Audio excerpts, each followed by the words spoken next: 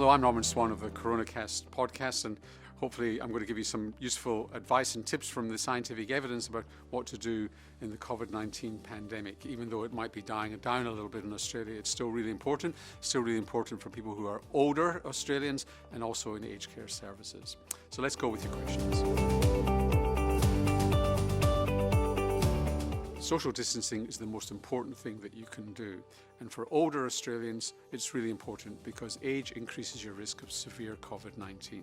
So socially distancing from others, only going out to the shops and to get some exercise. Hand hygiene is really important, and it's particularly important, I think probably your own home is reasonably hygienic, as long as other people are not coming in, but it's particularly important when you are out that you maybe have hand sanitizer, and after touching objects you hand sanitize before you touch your face. It's really hard to stop touching your face. If you want to know how to clean surfaces in your home, weak bleach, diluted bleach, 0.1% there is good, as is alcohol, as is peroxide, and soap and water. Detergent kills this virus. So I wouldn't worry too much about what you use, because soap and water is perfectly fine. It's really important that you get your influenza immunization, and that is a particularly special one for people who are older. It's not the usual one for younger people. Pneumococcal immunization against pneumococcal pneumonia is really important too. And it's also important that you're reasonably assertive with, in a friendly way, with the people who are coming in to care for you at home. Have they washed their hands? And masks may or may not be important here, but they probably are, because if somebody is carrying a virus and they don't know it, then they actually can stop passing it on to you. You wearing a mask makes probably little difference at all, unless you think that you've been infected by somebody else. Unfortunately, at the moment, grandkids coming in contact with you is not a good idea, but that will relax over the next few weeks. Obviously, if you've got somebody you love and care for who's in residential aged care in Australia, you want to know that the best is being done. And I think the important thing to do here is to ask what their protocols are, what they're doing about hand hygiene, wearing masks, what they're doing about surfaces, what they're doing about social distancing. You know the rules, and you can compare them to what your aged care, the residential aged care home is doing. They have guidance on what to do, and there is no harm in just making sure that they're doing that, and I'm sure most are. It's really important that you get the care you need and deserve.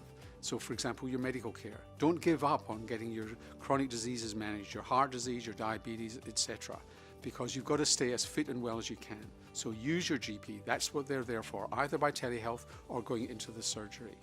For home care, if you've got home care services coming in, don't send them away. It's really important that they come in. They've been told what they need to do in terms of masks, whether or not they wear gloves, but certainly hand hygiene. And you can just make sure that they're following those principles, and you should maintain some social distance when they come in so that you're not too close. But it's really important that you allow into your home the people who are actually going to keep you as well and as fit and as well nourished as you possibly can. It's a really important question, and obviously prior to the COVID-19 pandemic, some of you would have had a support team around you, whether it's your kids, whether it's your partner, or others that you can call upon. If you've got home care services, then you can call upon them. If you think you've got COVID-19, you need to talk to your GP, phone them up, have a phone consultation, and if they feel that you need testing, they'll organise that. And testing is much more easy to get at the moment than it has been in the past. If you feel acutely unwell, then don't mess around.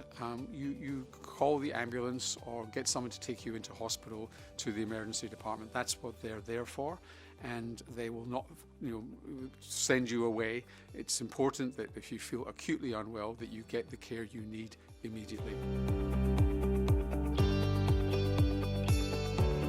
Looking after somebody with dementia in the current environment with COVID-19 is probably the most difficult challenge of all. Just imagine how hard it is to socially distance somebody with dementia where they don't understand that. They want contact with other people. They want to be moving around. They feel agitated when they feel confined.